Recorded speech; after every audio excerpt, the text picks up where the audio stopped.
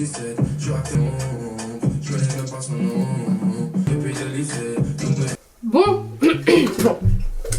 Un peu sérieux, en plus je viens de me rendre compte que j'ai 28 minutes de rush, donc va falloir jacter parce qu'en plus j'ai plein de trucs à dire, encore comme d'habitude.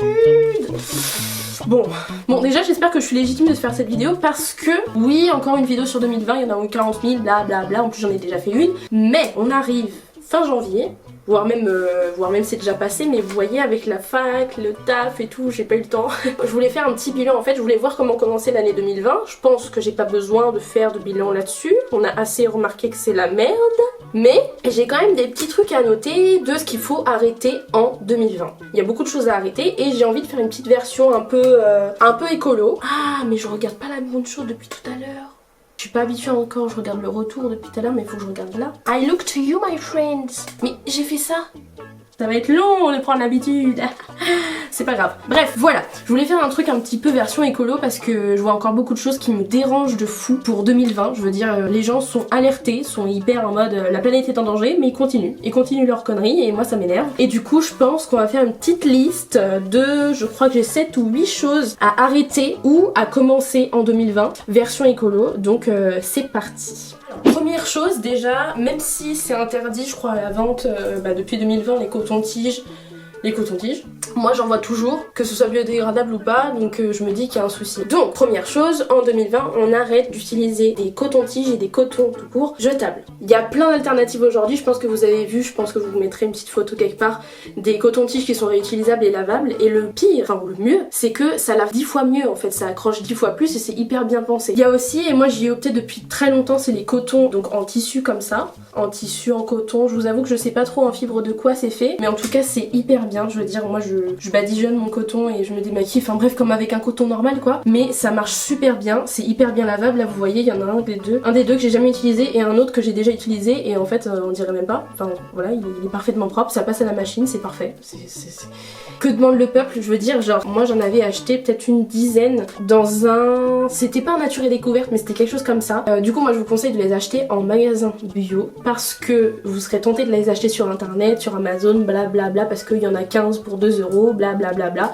Mais non, le but justement c'est de prendre vraiment en bio et naturel. En général, moi c'était 5 € les 5 ou quelque chose comme ça, peut-être un peu moins. Voilà, maintenant j'en ai 10. Donc le temps que je les mette à la machine et tout ça, parce que ça passe très bien à la machine. Il y en a qui se salissent un petit peu, le maquillage reste, mais c'est surtout pour le maquillage parce que bon voilà, moi j'en ai du liner avec, donc forcément au bout d'un moment ça accroche au tissu. Mais sinon, c'est intact et puis surtout ça fait des économies sur le long terme parce que moi je me dis, les cotons en coton du coup qu'on achète en supermarché, moi j'en prends 2 par 2 parce que clairement ça enlève rien du tout de ce qu'on a sur la peau. C'est quand même, je sais pas, peut-être 1,50 € à chaque fois. Donc franchement, ça fait des économies d'acheter ça et c'est bien meilleur pour la planète. Donc c'est parfait. Et en plus aussi, moi j'avais une peau super sensible, j'ai une peau super sèche. Et le coton en fait, des cotons industriels, ça m'irritait vraiment la peau. En fait, comme j'étais obligée de frotter de dingue pour que ça parte, bah ça m'irritait, ça me faisait des rougeurs. Et là, depuis moi que j'utilise ça, j'ai plus aucune rougeur. Je veux dire, c'est hyper doux. Le produit, il adhère super bien, donc j'adore.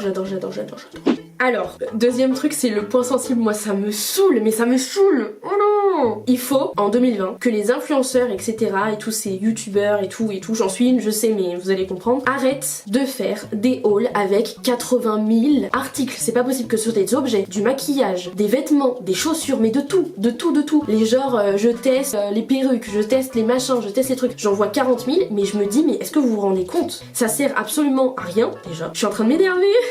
Ça sert absolument à rien, déjà pour vous, parce que les perruques vous allez les utiliser quand? Tous les petits objets, je teste les axes, les machins, les trucs, et du coup ils accumulent des objets qu'ils utiliseront plus jamais déjà. Et le pire c'est que nous ça nous distrait, mais on va pas aller les acheter les objets en général, enfin les objets, pas tous les vêtements, pas toutes les chaussures, etc. Je veux dire ça n'a aucun sens, ça ne sert à rien et ça lance une purée de démarches, mais genre je veux dire, enfin vous connaissez quoi, la production, le transport, etc. C'est pas possible, c'est pas possible. Et quand j'imagine tout ce qu'il y a pour un seul vêtement et que je vois des meufs, des youtubeuses qui font des hauls de 1000 € de vêtements, je suis mais Mais réveillez-vous, réveillez-vous, réveillez-vous. Surtout que les 3/4 des vêtements, elle va pas les mettre, elle les laissera dans le placard, elle va les revendre. Donc oui, c'est super, c'est bien, il y a pas de, c'est pas la poubelle, elle les revend. Mais à la base, fallait pas les acheter en fait. Les gens ils les auraient achetés d'eux-mêmes, tu vois. Ah oui, donc un qui n'est pas arrêté de, mais plutôt se lancer à faire ça, c'est s'intéresser au DIY.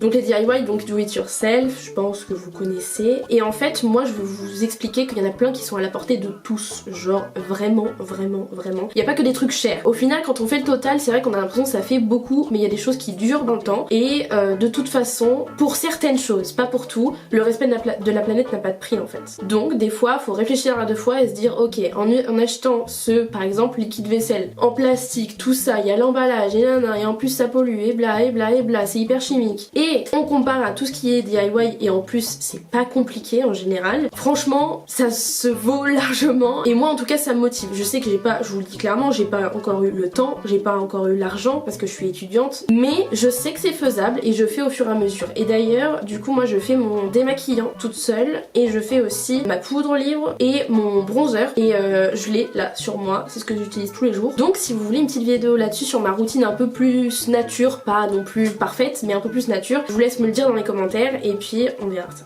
Quatrième quatrième chose à arrêter en 2020, c'est tout ce qui est box. En fait, il y a tellement plus de plastique, il y a tellement plus d'emballage que de quoi que ce soit en fait. Et justement, ça me fait bien rire parce que genre, il y a des box qui sont bio que je citerai pas, qui sont bio, certes, mais qui font une quantité d'emballage démesurée. Donc, enfin, je veux dire, le bio polluant, ça m'énerve.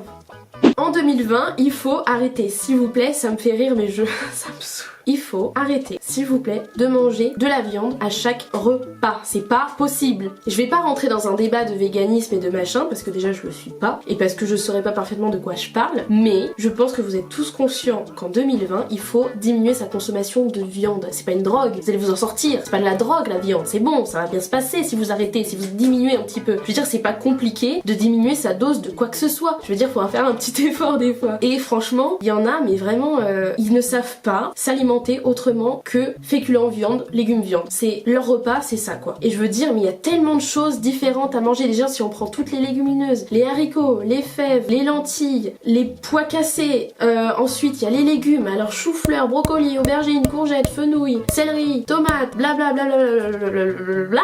Dans tout ça, il y a bien des trucs que vous aimez, c'est pas possible. Et ça, si vous en consommez en quantité astronomique, il y a pas de souci. Il y a pas de souci, donc allez-y. Mais changez votre alimentation. Je veux dire, en 2020 quand même.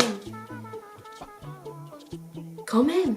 Pour moi aussi, en 2020, il faut arrêter, et je pense que ce sera le 6e point, de vouloir tout moins cher. Je suis une des premières à vouloir tout moins cher. Tout le monde veut tout moins cher. Je veux dire, c'est une évidence. Surtout quand on est étudiant, qu'on est dans la galère, qu'on est au chômage, j'en sais rien, trouver toutes les situations possibles qui vous mettent dans la galère. Mais arrêtez de tout chercher au moins cher. Vous savez très bien comment ça marche derrière. Moins c'est cher, plus ce qui revient de ce que vous avez acheté, ça revient au plus gros, et la part qui revient à la production, c'est infime. Vous savez très bien, imaginez que vous vouliez ouvrir votre boutique et qu'on vous brade toujours tout à des prix pas possibles, alors que vous savez très bien tout ce qu'il y a à payer derrière, que ce soit les locaux, que ce soit le temps que vous avez passé à produire tout ça. Je veux dire, mettez-vous à la place de ceux qui travaillent dans ce genre d'entreprise, dans ce genre de production. Vraiment, je pense qu'on se rend pas compte, et je dis pas non plus qu'il faut se ruiner, je suis pas du tout de ce type-là, mais je veux dire, aujourd'hui, il y a quand même plein de façons de recycler d'une certaine façon, notamment les vêtements. Il y a énormément de friperies, de choses qui reviennent beaucoup à la mode, qui sont hyper customisables. Enfin, je veux dire, il y a plein de trucs à faire, il y a plein de looks à faire avec les friperies. Il y a aussi tout ce qui est un petit peu stockomanie. Donc là, vous allez me dire, mais c'est pas cher, je comprends pas, c'est pas forcément de la seconde main. Non, pas forcément. Mais pour les vêtements, il y a du déstockage. Et ça, si nous, on l'achète pas à un prix très très bas, d'accord, ça va à la poubelle. Donc, faut y réfléchir un petit peu. D'ailleurs, pour les friperies, je pense que d'ici quelques semaines, j'espère, je ferai un assez gros haul friperie avec pas mal de tenues et tout. Dites-moi si ça vous intéresse. Mais pour l'instant, j'ai pas le temps, franchement. Genre, déjà avec les greffes, je pouvais même pas me rendre sur Paris pour aller en cours. Alors, pour aller faire les magasins, encore moins. Et enfin, 7e point et pas des moindres, et le dernier, donc restez là s'il vous plaît, c'est arrêter de croire en 2020 que si sur l'emballage il y a écrit bio, naturel, en verre et qu'il y a des arbres partout et bla et bla et bla, c'est bon pour l'environnement et pour la santé. Je pense clairement que la plupart des gens ils y voient que du feu. et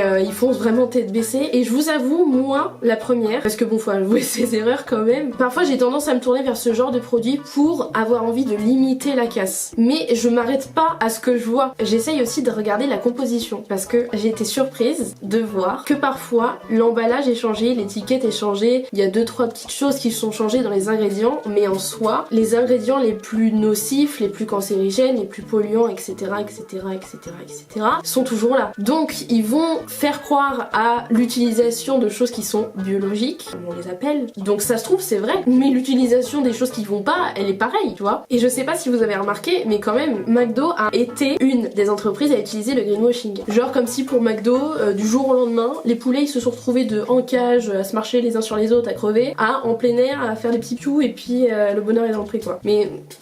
Bon, bah j'ai réussi à rush cette vidéo, je suis contente, enfin je l'ai fait parce que ça faisait mais genre waouh des jours que je voulais la faire, mais franchement le temps me manquait. Du coup bon bah j'espère que ce sera des conseils que vous appliquerez un minimum, un tout petit peu s'il vous plaît, je voudrais que ça serve à quelque chose quand même. Et puis bon bah j'espère que je reviendrai plus vite pour la prochaine vidéo et j'ai vraiment envie hein, je vous rassure. Du coup si ça vous a plu je vous laisse vous abonner, laisser un petit pouce bleu, j'ai hésité, j'ai failli dire laisser un petit pouce rouge.